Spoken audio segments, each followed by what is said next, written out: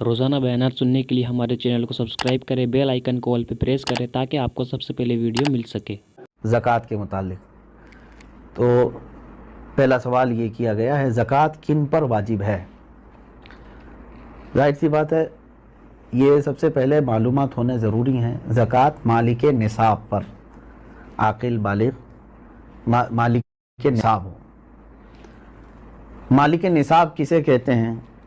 مالک نصاب جو ہے، شریعت نے ایک لمٹ مقرر کی ہے مال میں، سونا، چاندی، مال، پیسے، اتنے لمٹ کا جس کے پاس مال ہوگا اس کو مالک نصاب کہتے ہیں۔ وہ لمٹ کیا ہے؟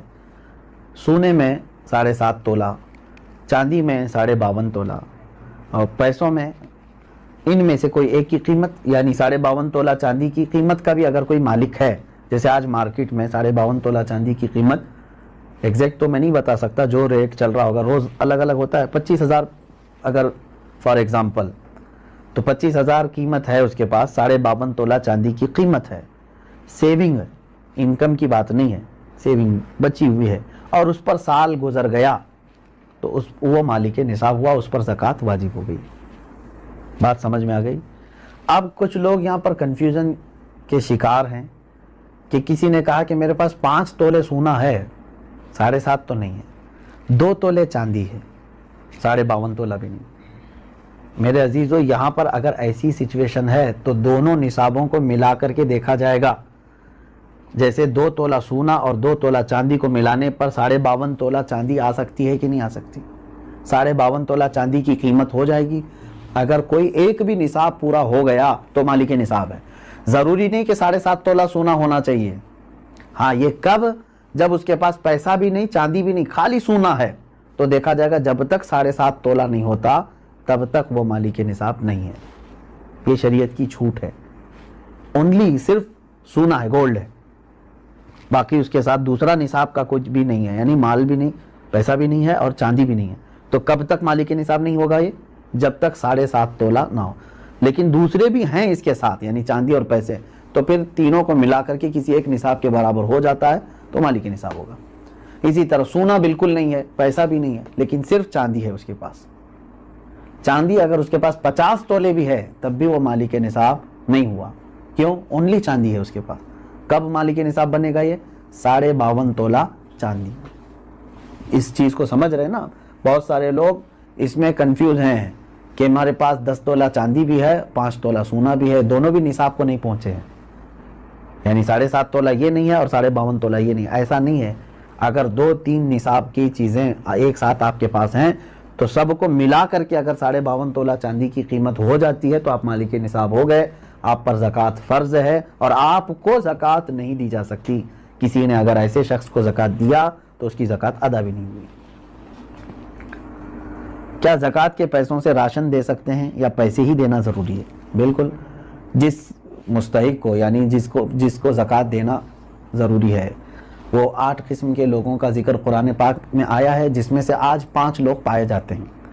آیت ہے، اللہ تعالیٰ نے فرمایا انما الصدقات للفقراء والمساکین والعاملین علیہا والمؤلفۃ قلوبہم وفی الرقاب والغارمین فی سبیل اللہ وابن السبیل۔ اللہ تعالیٰ نے فرمایا صدقات واجبہ یعنی زکوٰۃ فقیروں کو دیا جائے گا۔ فقیر کا مطلب وہ نہیں ہے جو ڈھول بجاتے ہوئے گھومتے ہیں۔ فقیر، شرعی فقیر کس کو کہتے ہیں؟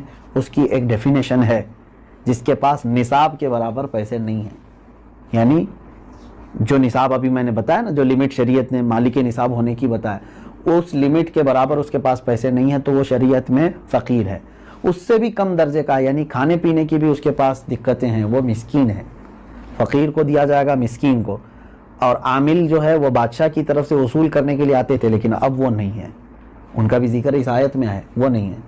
والمؤلفۃ قلوبہم، پہلے ایسا تھا کہ کفار و مشرکین کو بھی ان کا دل رکھنے کے لیے، اسلام کی طرف رغبت ان کو بڑھانے کے لیے زکوٰۃ دی جاتی تھی، لیکن وہ حکم اب ختم ہو گیا، منسوخ ہو گئے، یہ بھی اس آیت سے نکل گئے۔ وہ پھر رقاب، اور گردن آزاد کرنے کے لیے، یعنی کوئی غلامی کی زنجیروں میں جکڑا ہوا ہے، آپ زکوٰۃ کا مال دے کر کے اس غلام کو آزاد کرا سکتے تھے، لیکن اب غلامی کا دور بھی نہیں ہے۔ یہ 3 تو اس میں سے نکل گئے۔ پہلے 2 میں نے بتایا، فقیر، مسکین، وہ ہیں۔ اب آگے سنیے، والغارمین، اب یہاں آیت میں ہے جو قرض میں ڈوبا ہوا آدمی ہے، اس کو بھی زکوٰۃ دے سکتے ہو آپ، یعنی وہ مالک نصاب نہیں ہے اور لوگوں کے قرض لیا ہوا ہے اور پریشان حال ہے، تو اس کو زکوٰۃ دو تاکہ وہ قرض کے بوجھ سے نکل جائے۔ فی سبیل اللہ، اس کا مطلب ہے اللہ کے راستے میں جو ہیں، جیسے علم دین حاصل کرنے والا یہ اللہ کے راستے میں، جہاد فی سبیل اللہ جو کر رہا ہے وہ اللہ کے راستے میں ہے، تو جو اللہ کی راہ میں نکلے ہوئے ہیں ان کو بھی زکوٰۃ دے سکتے ہیں، جیسے ہم مدارس کو دیتے ہیں، مدرسوں میں جو طلبہ ہیں وہ اللہ کی راہ میں ہیں، اس لیے ان کے لیے زکوٰۃ ہے۔ وابن السبیل، اور مسافر کو، مسافر جو ہے راستے میں ہے، اگرچہ وہ اپنے گھر پر پیسے والا ہوگا، مالک نصاب ہوگا، لیکن سفر میں اس کے پاس پیسے نہیں ہیں تو اس کو بھی زکوٰۃ کے پیسے آپ دے سکتے ہیں۔ 5 تو میں نے بتایا، فقیر، مسکین، قرض والے کو، اور اللہ کی راہ میں جو ہے اس کو، اور مسافر کو، ان لوگوں کو زکوٰۃ آپ دے سکتے ہیں۔ سوال یہی تھا؟ سوال یعنی جن لوگوں کو زکوٰۃ دینا ہے، میں نے یہی کہا تھا کہ ان کو چاہے تو آپ پیسہ دیں، چاہے تو ان کی ضرورت کا سامان دیں، جائز ہے، لیکن ان کو مالک بنانا ہوگا آپ کو۔ کیا زکوٰۃ قرض لے کر ادا کر سکتے ہیں؟ جب آپ کے اوپر ہے ہی نہیں زکوٰۃ تو قرضہ کائے کے لے لوگے؟ مزید قرض میں ڈوب جاؤ گے اور تم پھر دوسروں کو زکوٰۃ دینا پڑے گا تمہیں۔ قرض لے کر زکوٰۃ نہیں دی جاتی۔ ہو سکتا ہے یہاں سوال کرنے والا یہ کہہ رہا ہو کہ وہ مالک نصاب ہے لیکن ابھی فی الحال اس کے پاس پیسے نہیں ہیں، شاید ہو سکتا ہے ان کے پوچھنے کا مطلب یہ ہو، یہی ہے؟ ہاں، اگر یہ مسئلہ ہے تو پھر اس کو کہیں سے بھی اب زکوٰۃ دینا ہے۔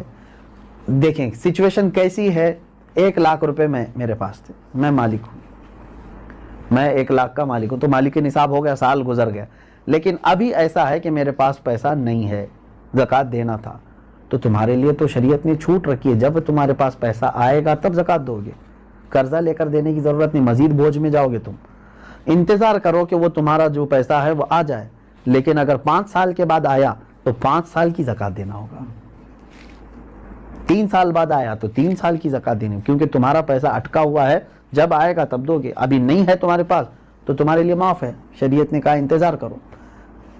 اور اگر قرضہ لے کر کے ادا کر دیا تو زکوٰۃ تو ہو گئی، لیکن وہ قرضہ تمہارے اوپر بوجھ چڑھ گیا، جب تمہاری اصل رقم آئے گی تو قرض ادا کرنا ہوگا۔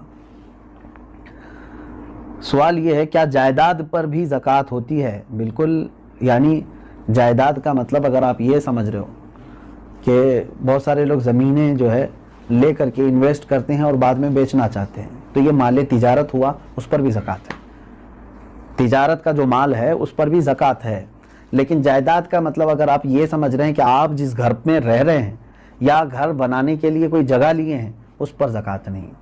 ایسی جائیداد جو آپ ضرورت کے لیے لیے ہوں، وہ چاہے کروڑوں کی کیوں نہ ہو، اس پر زکوٰۃ نہیں، یہ حاجت اصلیہ میں سے ہے، ضرورت میں سے ہے۔ ہاں، اگر کوئی ایک تھوڑی سی ایک ٹکڑا زمین کا ہی آپ نے اس لیے لیا کہ آج اس کی قیمت 10 لاکھ ہے، میں رکھوں گا، چند دنوں کے بعد 20 لاکھ ہو جائے گی، میں بیچوں گا، تو آپ اس میں تجارت کر رہے ہیں نا، تو تجارت کی نیت ہوئی آپ کی، تو اس زمین پر بھی زکوٰۃ ہے۔ سوال یہ ہے اس کورونا کے ماحول میں مسلمانوں کے ساتھ ساتھ غیر مسلم بھی راشن کے محتاج ہیں، تو کیا انہیں اس حالت میں زکوٰۃ کے پیسے دے سکتے ہیں؟ زکوٰۃ یہ شریعت کا حق ہے، زکوٰۃ یہ شریعت کا حق ہے، یعنی اللہ تبارک و تعالیٰ نے مسلمانوں پر فرض کیا ہے، زکوٰۃ صرف صاحب اسلام کو، مسلمان کو ہی دی جا سکتی ہے۔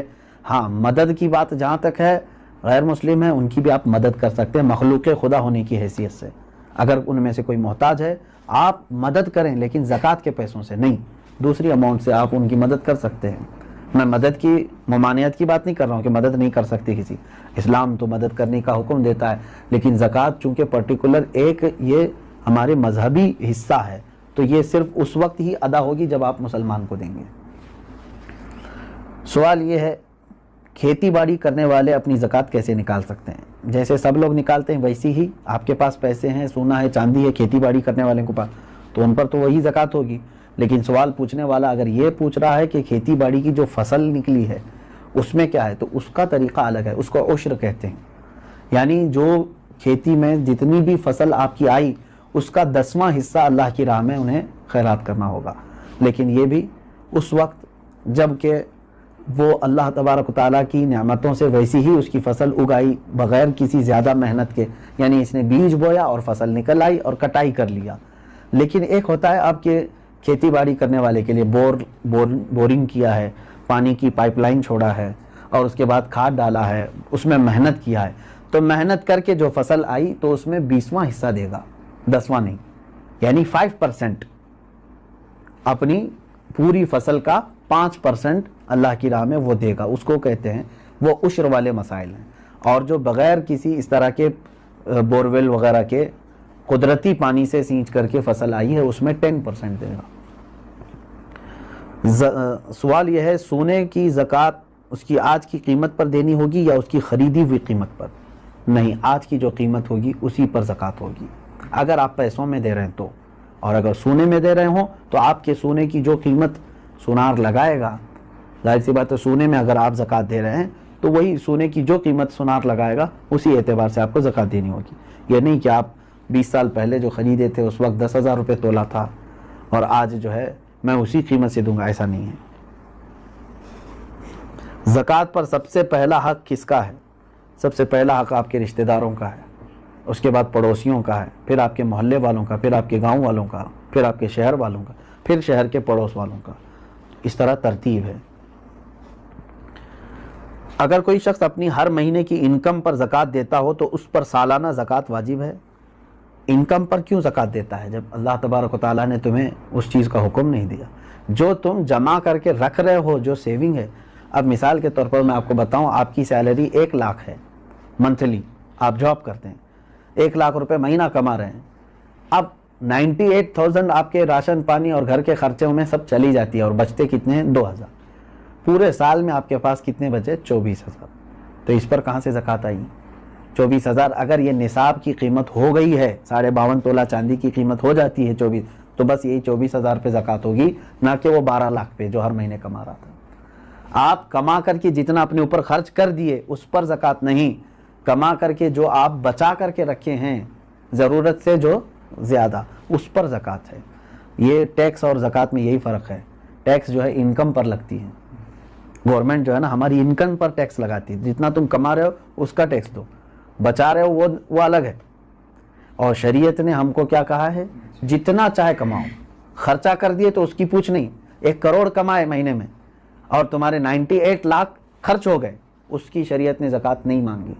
2 لاکھ اگر تمہارے پاس بچے ہوئے ہیں تو اس کی, لیکن گورنمنٹ کیا مانگے گی؟ 1 کروڑ کمائے ہو, انکم ٹیکس پورے 1 کروڑ کی ٹیکس تمہیں دینا ہوگا. یہ زکوٰۃ اور ٹیکس میں فرق ہے. سوال یہ ہے, اگر کسی نے جگہ خریدی ہے گھر بنانے کی نیت سے مگر 1 سال ہو گئے اب تک گھر نہیں بنا سکے, تو کیا اس کی بھی زکوٰۃ دینا ضروری ہے؟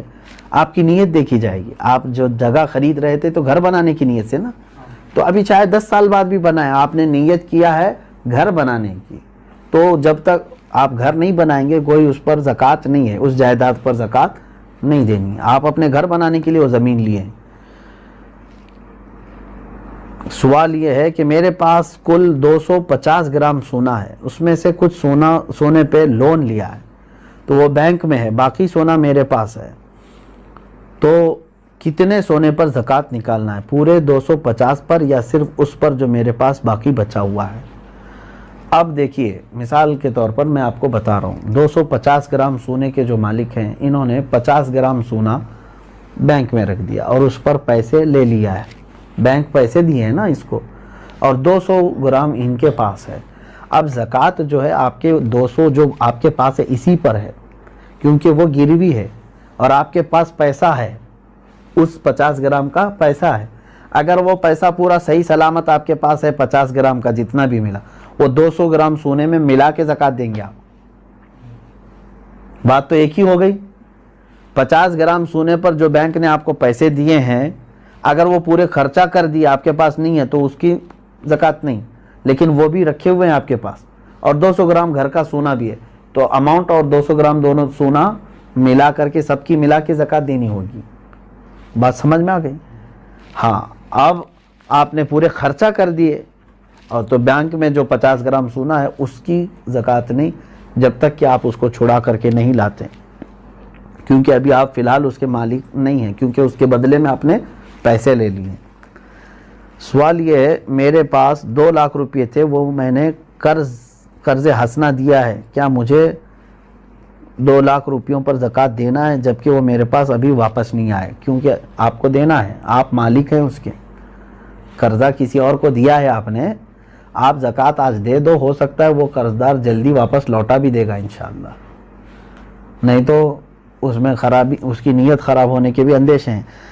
अब ये है कि आपकी है कि नहीं वो रकम आपकी है ना, आज उसके पास है, अभी वो दे नहीं रहा है, चलो वही वाला मसला जो पहले मैंने कहा, 5 साल के बाद भी अगर उसने लौटाया तो पूरे 5 साल की ज़कात देनी है। अभी तो आपके लिए ठीक है, गुंजाइश, अगर आप अभी नहीं देना चाह रहे हैं उस अमाउंट की ज़कात, ठीक है, आपके पास नहीं है वो 2 लाख, लेकिन 5 साल के बाद जब वो 2 लाख वापस आपके पास आ गए तो पूरे 5 साल की काउंट करके आपको ज़कात देनी पड़ेगी, क्योंकि आप उस वक्त भी मालिक थे, आप भी मालिक हैं।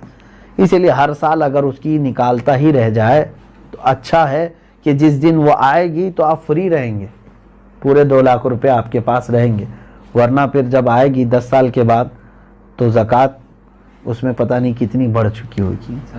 हाँ, यहाँ तक आज के ये मसाइल शरइया थे। और एक क्या आखिरी सवाल क्या था? परवरिश में लगा सकते, यही दिया है कि देखें जिन बच्चों की परवरिश में आप लगा रहे हैं क्या वो मुस्तहिक हैं कि नहीं, कहीं ऐसा तो नहीं कि वो मालिक निसाब हैं। यतीम भी बहुत सारे करोड़पति होते हैं, तो खाली यतीम होना ज़रूरी नहीं है, बल्कि वो मुस्तहिक है कि नहीं देखें। अगर वो मालिक निसाब नहीं है यतीम बच्चे, तो बिल्कुल उनकी परवरिश में लगाना अफजल काम है। अगर आपको इस वीडियो से थोड़ा सा भी इल्म हासिल हुआ हो तो इस वीडियो को लाइक करके हमारे चैनल को सब्सक्राइब कर लीजिए, ताकि आप रोज़ाना हमारे बयानात सुन सकें।